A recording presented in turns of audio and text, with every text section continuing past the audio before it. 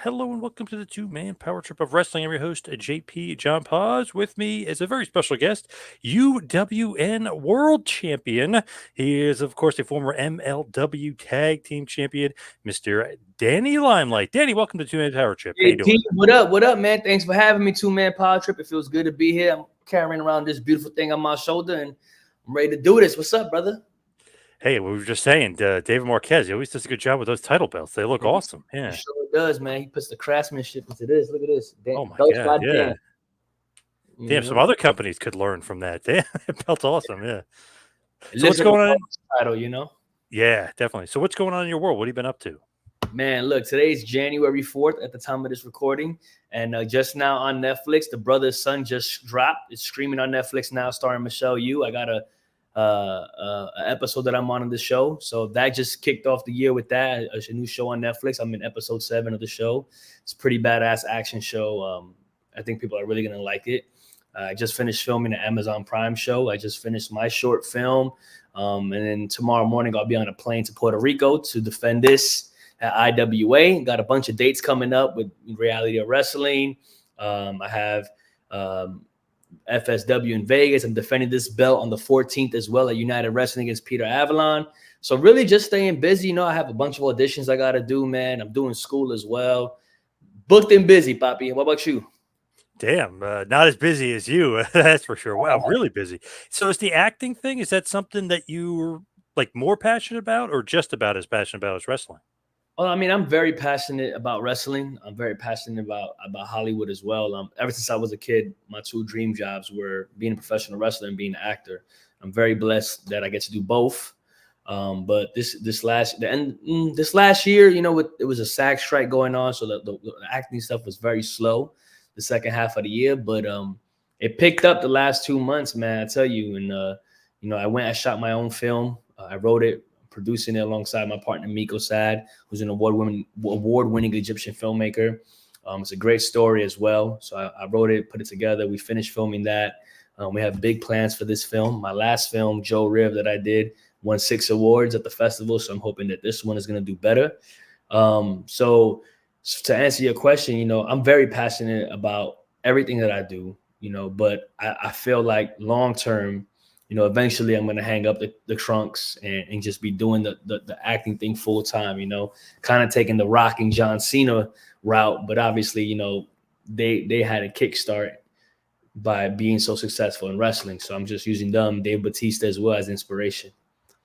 Love that. Yeah, big time. It seems like that's a good trajectory, especially, yeah, go Yeah. all the way back. I mean, Hogan didn't make a huge Hollywood career, but I mean, he was in a bunch of movies, bunch of mainstream stuff, then The Rock, and then Cena, Nash, you Batista. know, you had Yep, all these guys. Stone Cold was in a few movies as well. yep, I feel like Piper. even like Mercedes, you know, she's in a few things. I know she's Oh, in yeah. Mandalorian, but I was just Yep. watching a film on Amazon Prime, and she was playing one of the bad girls there. So it's kind of cool to see, you know, a bunch of, you know, the Iron Claw movie coming out, a bunch of guys I know did some stunt work there. You know, you had the heel show. So wrestling is kind of a good trajectory to go from, you know, that kind of entertainment to the entertainment from the silver screen. Obviously, not everybody can do it, um, but I feel like I'm very gifted and talented, and it's one of the things that I'm good at. And so I'm just gonna ride that wave as far as it goes. Now, what is your film about? Like, are you allowed to tell us, or is it something you Yeah, I guys could are? give you guys a little run through. You know, Sure. it's about an Egyptologist named Sammy who is on a mission to retrieve this ancient artifact of the Egyptian god of war Montu. He forms an unlikely alliance with an ex-Marine Special Forces named Antonio. That's the character that I'm playing. It's a buddy cop, but without the cop. You know, it's like one of those action movies that have some comedy in it, where you have one guy who's just a badass fighter, and then you have the other guy who's kind of like the regular human being character that's kind of funny, the comic relief, the smart Yep. one, stuff like that. It's a little sidekick thing. I would relate it to, like, you know, like Lethal Weapon, Two Guns, um, but it has a lot of culture in it. It's a very diverse cast, and you know, the film is about this Egyptian artifact. You know, as we talk about Egypt alive. We talk about the god of war of Egypt. You know, a lot of people know the god of war Ares, or they know Kratos from the video games, but there was the god of war of Egypt, ancient Egypt times, named Montu, who was a fierce warrior. He specialized in military tactics. He was a master of all martial arts. So we tried to tell his story in this short film. Um, my character Antonio, he's a husband, he's a father. He's suffering from PTSD. He's been doing therapy and trying to get over the stuff that happened to him in the war. And he's been doing good. He's been doing what he's supposed to be doing as a father and as a husband, staying out of trouble and kind of now taking back his power from the PTSD, from the trauma. He's able to sleep through the nights now. He's doing better. Just when he thinks everything's going good, he's in the wrong place at the wrong time and gets pulled into this world, by this guy Sammy, and all he was trying to do was get a birthday cake for his daughter's birthday party. He kind of gets knocked over with the cake by these guys chasing somebody, and he goes to, "Hey, you guys knocked my cake over," and finds himself in the middle of a shitstorm, and so he gets pulled into this world. And from there, it's a lot of action, a lot of fun. Great cast. I have Doug Jones in it. Most people know his name from Abe Sapien from Hellboy, The Silver Surfer from Fantastic Four, Shape of Water, the Academy Award-winning film. He plays all those monster creatures. He's in this film as well, not playing a monster.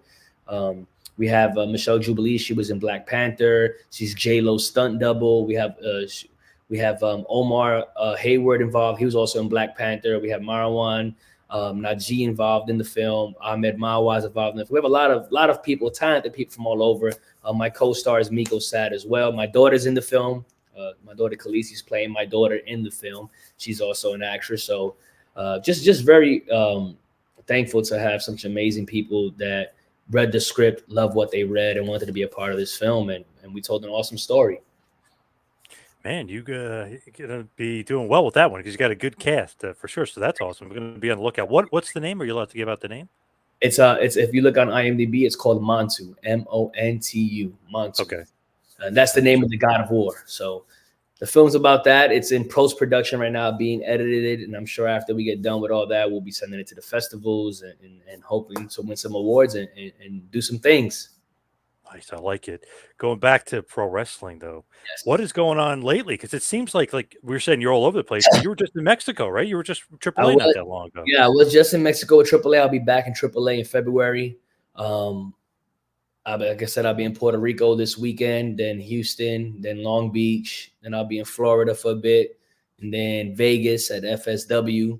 And then in February, I have AAA in Mexico. I have Ironheart Pro in Wisconsin, and some other out of state bookings. Most of my bookings now are out of state, but we'll see how it all plays out. Obviously, I want a job, man. I've been a free agent since 2021, or 2022 actually. Once I finished my time with MLW, but before that, everybody knows that I was with AEW for a year. I've been doing work with New Japan since 2020. But at this point in time, right now, I'm a free agent, and I've reached out to people, I've contacted promoters, so we'll see. I'm looking to pop up anywhere and do what it do.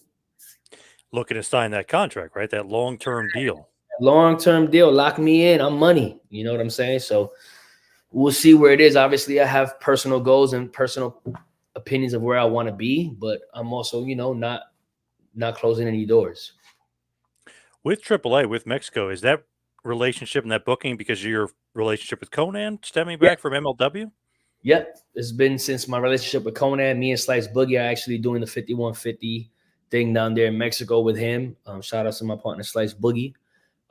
He's been killing it as well. He's the Santino Bros heavyweight champion right now. He's doing some cool things on the independents. He's a free agent. We're both free agents. After we left MLW, we haven't signed with anybody. We've been exploring options. We like what TNA is doing. We like what AEW is doing. We like what New Japan's doing. And of course, we like what WWE is doing. So no doors closed. We open. We free, and we're looking to capture more gold too as a tag team. Maybe we'll become AAA tag team champions in Mexico. Who knows? Add some more Yeah, gold to these shoulders. I like that idea. Where does that relationship come from? Because you guys, it goes back a while, right? You and Slice Boogie, because it was like the bodega at first, and then it was 5150, right? Yeah, so I know Boogie from out here in the SoCal scene, who was on the independence at the same time. When I went on to do the New Japan and AEW stuff, he was coming up on the independence here. But when I was doing the AEW and the New Japan stuff, I was still working at United. That's my home company. Yep. They put us together as part of the bodega with Papo Esco. Shout out to Papo. We were the tag team champions there. And then, when he got, actually, we was the United Wrestling Network tag champs, the MLW world tag champs, and the IWA Puerto Rico world tag champs at the same time. Wow. And Slice got injured, and I went back to doing the singles because everybody. I mean, I was a singles wrestler before I was a tag wrestler, so I went back to doing the single stuff. Picked up a few championships last year. I was the FSW No Limits champion. I was this champion. I was the VWE Soul Count champion. I'm going on almost 400 days as United Wrestling Network world champion right now. So me and Boogie, when he was injured, I went out to do the single stuff, but we were still, keeping in touch, checking on each other and stuff like that. That's my brother, man. He's actually in the film as well. I got him a role in the film. He has actually a pretty big role. It's a cool role for him. I know he's expressed his interest now to start stepping into that Hollywood doorway, so trying to give him a platform, of course, because that's my boy. But he's in the film as well. So then now that he's back from injury, we hit Conan up like, hey, Boogie's back. Let's rock. And Conan always shows us love, brought us out there immediately. I love that because you guys do have good chemistry. Obviously, he's a big boy, but I just like the difference between you guys. Yeah. Just because that makes, to me, it always makes the best tag teams. Not when the guys are identical. I like when there's a little bit of spice to it. Yeah, we got this song. We bring this song to the ring, and I mean, we could talk the talk, we could walk the walk in the ring. I think me and Boogie are money. I think that there's a lot of money being missed out right now by these companies that don't want to bring us in. I mean, obviously, I know AEW has the Eddie Kingstons, the Santanas, the Ortizes. But like, what's up? We got NWA, we got NXT, we got TNA. A lot of these places could use a tag team like me and Boogie. So I mean, I would have thought with TNA, having the history of the LAX, why not? Why not bring this in? So we'll see. Any talks with TNA as of yet? I haven't talked with nobody. They need to call you. Yeah. Like I said, I'm a free agent. I'm not in any contract negotiations with anybody right now. I'm just honestly, man, I've just been enjoying life. I've been wrestling all over, and really kicked that door down into Hollywood. And with all this stuff that I've been doing, all these auditions I have coming up, all these TV shows and stuff like that, my schedule has been super busy. But that's the long-term goal for me. So whatever hits first, if TNA wants to give us a holler, we're gonna answer the phone. If WWE wants to give us a call, we're gonna answer the phone. If AEW, any of these companies, man, Ring of Honor, New Japan, we ready. The Bodega 5150, we ready. With MLW and that being over with, is that just the contract was up and you guys were gone, or what was the issue with or the deal with the MLW?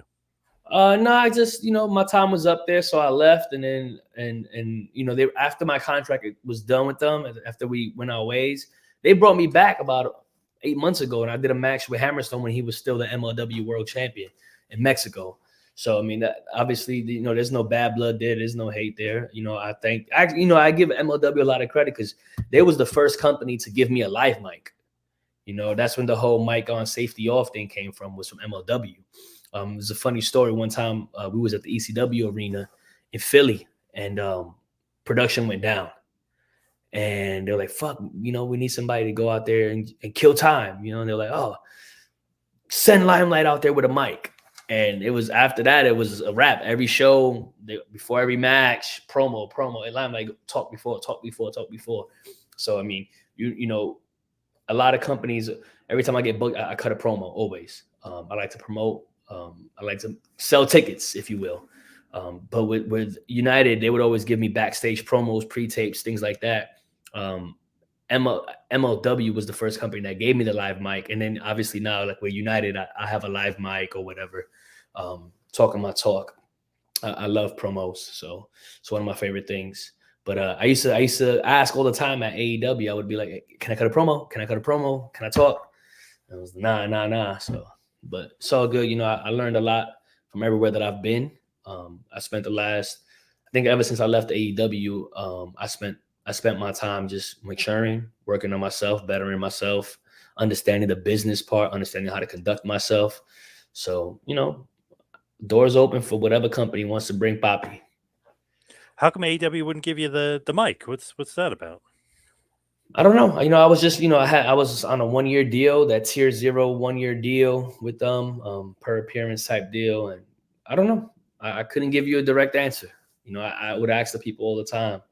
But I mean, I don't want to sound like I'm complaining because they gave me so many opportunities. I wrestled some of the best in the world, the best in the world. I got to wrestle Kenny. I got to wrestle John Moxley, Phoenix, Seidel, Eddie Kingston, and the list goes on. Not Coda, Takeshita. Takeshita.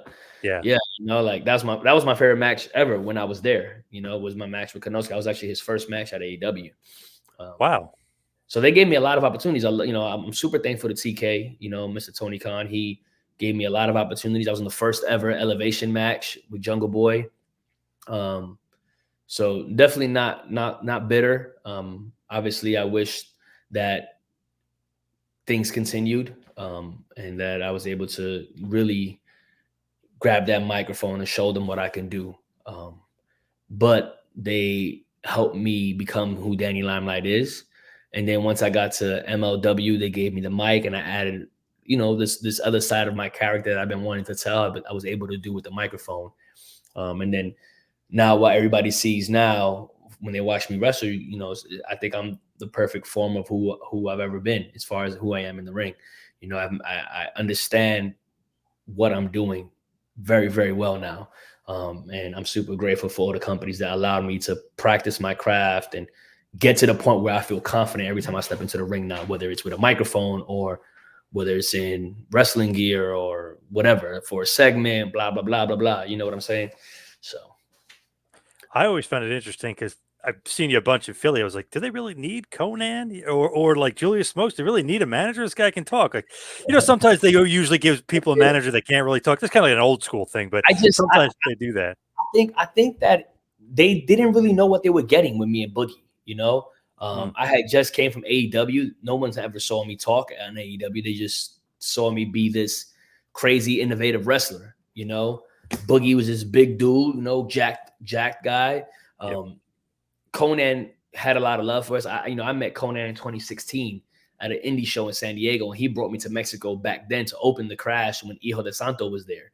I remember being there with Hijo de Santo, Lince Dorado, Phoenix, Penta, Willie Mack, Ray Horace, just all these names on this one show. And I'm 1 year in the business, and Conan brought me in to open the show. And, my relationship with Conan stems from back then, so he always showed me love. And when he hit me up, when they got loose that I was a free agent, I wasn't working with AEW no more, he called me like the next day and was like, I have an idea. And so when he brought us in, Court Bauer, I had never met him before. He probably didn't know who I was. Maybe he did. I don't know. And they aligned us with Conan and Julius Smokes. I feel like having Conan with us when we first started, it was to like solidify, okay, these guys got the stamp from Conan as the new LAX 5150, whatever you want to call it. And then I think, once they saw what we can actually do, because it got to the point, and Emilio Sparks, shout out to Emilio, who's one of the producers back then when I was there, him and Biff Lawson, they saw me and Boogie and what we was trying to do, and they let us run with it. Like we was producing our own segments. Like they would give us these papers and we'd be like, nah, let's do this instead, or let's tweak this instead, like let's make and they trusted us. I remember one time we was in Dallas, and I have a lot of homegirls all over the US and Mexico and Puerto Rico. I know a lot of women that I'm cool with, from the time in the military, time promoting at clubs in LA, just being poppy, like. So we was in Dallas. I was like, I got a couple homegirls. They're beautiful. Let's do like a strip club scene, like a scene where we're partying with the title. We just won the Puerto Rico titles and the IWA titles in Puerto Rico. We got the MLW World title. Like, let's do something where the girls are wearing our belts and we're partying, we're celebrating, and they're like, hey, let's do it. Call the girls, blah, blah, blah. And then it was time when we was shooting. We were like, they want us to do something with Dario Cueto or whatever they were calling him at MLW, but the guy from Lucha Underground, the manager, boss, whatever. And they wanted us to do something with him backstage. We was developing this relationship with him. Like, man, what if we shooting dice with him backstage and we're betting money with him? Like, at one point they wanted us to like be celebrating with him with like a 45 with a Colt 45. Those like a 40. Like nobody drinks 40s no more. Yeah. Like I Yeah, was like, definitely. Slice was like, man, we don't drink 40s. Like, let's get some Hennessy. Like, yeah, let's get some Hennessy. Then the whole Hennessy thing started, and it was just like they just allowed us to be ourselves, and they trusted us, and we were just putting out good stuff. And I think that once they seen, okay, these guys can do it, there was no more issues. Conan, unfortunately he had gotten sick, so he wasn't able to show up. Thank God he's better now, but he wasn't able to show up, but it didn't affect us. It's like, oh, it's fine. They're going to be good. Just let them talk, and so that's how it worked out for us. I mean, I didn't mind it. At first I was like, we'll see how this goes. Like it could go either way. It can work for us. It cannot. But once they started letting us talk, and I think the people, the fans, everybody was really either hating us or loving it. We had a lot of fun. The one thing that I wish that we did get to do at MLW with me and Slice was I wish they let us have actual wrestling matches, though. I felt like every match that we had was like a hardcore or a street fight, or like they brought Hernandez in one time and we had like a bunkyard brawl, or like with Devon Eriks and the farm and shit like that type deal. That was the one thing that I wish that we got to do, was have like an actual wrestling tag match, and then when Boogie got injured, they kind of didn't have nothing for me. And I was like, this is weird. Like I'm a singles wrestler. You can put me in the ring with anybody in this company and I'm going to shine, or make them look good, one or the other, whatever is needed of me. I could talk, I could carry my own weight, but they just, they had a middleweight division. They had, an open weight division. I was like, man, you could have put me anywhere over there and let me do my thing, but they didn't have nothing for me. And so I was like, I appreciate everything you guys did for me, but if you guys don't have nothing for me, Boogie's out for a year and I'm not going to be sitting here for a year doing nothing, Yep. So it worked. It all worked out, I think. I'm grateful. I'm grateful for the time that I had at MLW. It helped me grow as a competitor, helped me grow as a character, as a brand, and now that Boogie's back, man, we ready for whatever. Definitely looking forward to that. Wherever you guys go, definitely looking forward to it. What about New Japan Pro Wrestling? New Japan Strong. I feel like you guys are, part of, or you are really part of Team Filthy. I mean, you're pretty big part of New Japan Strong. Are you liking that aspect of New Japan? Yeah, I mean, I love being part of Team Filthy. That's the thing that I actually had at New Japan Strong. I had a program with Homicide, and I had Homicide. Yep. I had worked with Homicide at MLW. Me in Philly, we won the MLW World Tag Team Championships with Homicide there. He helped us in a ladder match in Texas and stuff. So we already had this relationship. But Homicide was feuding with Tom Lawler, and Tom Lawler was Team Filthy leader. And I was with Team Filthy before I was with LAX, storyline wise. So we kind of used that. We kind of played to that about I was Team Filthy first. And I love teaming with Tom, love teaming with Kratos, West Coast Wrecking Crew. They're killing it right now. I don't know how nobody hasn't signed those guys yet. That's insane. But I like New Japan. It's a fun place. It's very intense. It's the best wrestling in the world. And I think Boogie would be good there. I think if, they brought Boogie in, let me and Boogie do a little bodega or 50, whatever they want to call us, the bodega, 5150, call us whatever they want. I think that would be cool. We could do some stuff in the tag division there. Why not? When you look at New Japan, would you like to be going to Japan, or do you like being on the U.S. soil? Like, do you want to go over there and experience that? I mean, of course I want to go over there and experience that. I think that if I'm going to say I'm wrestling with New Japan, I need to at least, once step foot in the ring in Japan. I mean, I lived in Japan for 2 years when I was in the military. I was in Okinawa for 2 years, but I've never wrestled in Japan. I wrestled in Mexico. I wrestled in Puerto Rico. But I would love to, do the Cerulean Blue out there in Japan. Why not? I'm ready. I'm in the best shape I've ever been in. My ring work is the best it's ever been. So let's do it. Let's make it happen. For Super Juniors, why not? Yeah, definitely. Now, what did you serve? What branch? I was in the Marine Corps for 10 years. Oh, wow. Nice. Yeah, Thank you for your service. Nice. Awesome. The staff sergeant in the Marines. I was a Marine Corps drill instructor. So I made over 350 Marines when they were going through boot camp. I was running around screaming at these kids, training them, breaking them down, building them back up. Did that for a long time, man. I was a first degree black belt instructor in the Marine Corps martial arts program. I was a rifle expert. I was a combat instructor. I've lived a little life, Damn, you would like what you're saying. It's like, this guy's got to be 60 years old. He did all this stuff. Look at that. 32. Yeah, 32. not even close. Yeah. Oh my God. Yeah, you've lived a life. Damn, that's pretty impressive. So this pro wrestling stuff. Oh, that's easy compared to the military life. Damn. Yeah. I mean, You, wrestling's a different kind of, different kind of work. It's like I don't want to say like it's easy because man, I'm sore. There's times where I'm injured, I'm hurting, or I'm tired, or I'm sleeping on a plane, sleeping on a hotel, eating at a plane, airport. Like it has its own trials and tribulations. Navigating the politics, navigating the business aspect of it. The Marine Corps kind of just prepared me for the ability to just be able to adapt to everything, having that motivation, that commitment, that drive. The Marine Corps is the best branch in the world. There's no other military better than the Marine Corps. So everything that they instilled in me and everything that I was able to take and then instill in Marines as a leader of Marines, I think it makes me very, very different from a lot of the regular guys that I just ran around the ring as a wrestler. I've done a lot of things in life, and I think that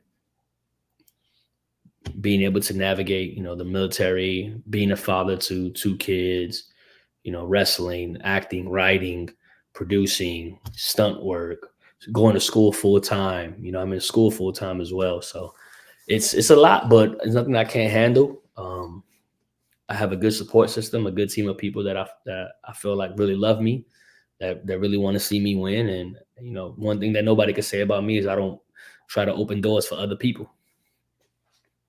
man, you are juggling everything. I mean, it seems like a good juggling act. You're doing a lot of things at once, but you've been able to. Seems like you handled it pretty easily. Well, not easily, but pretty well. Yeah, yeah. I do. I feel like I do. Obviously, there's times where I'm like, but I Yep. think we all have those moments. Right now, I'm fully loaded, locked in, grind mode. I've been on a 90-day push of just straight work, and even through the holidays. So, and it's not slowing down anytime soon. And what I always like to do is ask the guy, not favorite matches, but it's almost like people are obsessed with those YouTube playlists and they'll just put it in and just let it go and let it stride. So if I did a YouTube playlist of like Danny Limelight matches, what should be on there? I know you said Takesh to AEW, but what else should be on that playlist? I would put me versus Takeshita, me versus John Moxley, me versus Ray Phoenix, me versus Brian Cage, all those from AEW. I think me versus Brian Cage is one of the best 5-minute matches ever. It's literally 5 minutes. It's an awesome match. Brian Cage. It's actually the match that really got me noticed by Tony Khan, and I'm forever thankful to Brian for that. Me versus Jordan Clearwater for the UWN World Title. When I beat him for the championship, it was a full episode. One of my favorite matches. Just the drama, the build up to it, the pre-hype package leading to the match, just everything. It was a 6 to 8 month build. It was the first time I turned face in the company, and it was an awesome story. So that one is one of my favorites. My match with Eddie Kingston at the Red Carpet Rumble for the UWN World Title should be there. My match with Bodie from FSW, when he beat me for the No Limits Championship. Bodie, now, if you don't know Bodie, he's a 16-year-old young prodigy in professional wrestling. And we had a good 6-month story going where I was saying I'm his new step oppie and just disrespecting his little kid and his mom and all that. And the match took place on Father's Day. And my daughter came with me to the ring. He made a promo where he's like, bring your daughter so she could see a real role model. Like, it was just this awesome story. And in the middle of the match, at some point, I distracted the ref, and my daughter came in the ring, and she hit like a springboard tornado DDT onto Bodie. Whoa. Mind you, she's 9 years old, and she killed it. I'm sure if you look online, you can find it. But like, just the reaction to Pop, and I cover him 1, 2. He kicks out. The crowd goes crazy. Now my daughter's outside with his mom, and they're arguing. They're fighting. And I get into it with, hey, get away from my daughter, blah, blah, blah. And when I come in, Bodie does his thing. And it was just a well-told story. It made sense. It was believable. And just it being on Father's Day and being able to have that moment with my daughter is awesome. So that would definitely have to be there. My match with Tom Lawler, where I defended my United Wrestling Network world title against Tom Lawler. It was one of my favorite matches. Tom beat the fuck out of me. Sorry for my language. That's Tom. I still love Tom, but he really laid into me in that match, and it was a hard hitting match that I'm really grateful for. I learned a lot in that match. My I would say a New Japan match that I had with Rocky Romero. My Lions Break Crown tournament match with Clark Connors, the finals from the Lions Break Crown tournament when I first got to New Japan. That's one of my favorite matches too. There's a lot of matches out that I really like when I sit back and I'm watching old footage and maybe there's shit that I was doing back then. I'm like, I should start doing that move again. Or I got into this like stride where now I have my like 5 John Cena moves, like my 5 moves of death or whatever the people want to say. Yes. I hit it every match, and it's like these are my favorite moves. I know where to put it. I know how the crowd's gonna react to it, But back about a year and a half ago to 2 years ago, I was super innovative, always trying new things. And when I watch my old stuff to get better, I'm like, I should try this again. I should pull this out. Then I'm like, I didn't like how I did that, So it's constantly studying, constantly evolving. And when you talk about this playlist of Daniel Limelight matches, a lot of that stuff has to be there. Love that. Now, as far as matches you haven't had, I know that people call them dream matches, people don't call them that, but just maybe putting something out there to put it into the universe of guys you do want to wrestle so that it does happen. Well, I would add also my match with Lindsay Dorado onto the playlist too. That was one of my favorite matches from. Oh, okay, nice. 22. Yeah. So guys that I would like to wrestle. I mean, I'm whoever. I'm not one of those guys that are super picky and I don't want to wrestle this guy. I don't want to wrestle that guy. If I had to come up with a list off the top of my head right now, Jay White, Swerve, Speedball Mike Bailey. I would like to have another match with JT Dunn from the East Coast. I don't know if you know him. Oh yeah, yep. Yeah, I would like to, Chris Bay. Awesome I would like guy. to have him wrestle Chris Bay one-on-one in about 4 or 5 years. So I would like to do that again. Will Ospreay. That would be a good one. Dolph Ziggler. Hey, he's made his debut with New Japan, so that could be definitely possible. Him and his brother, yeah.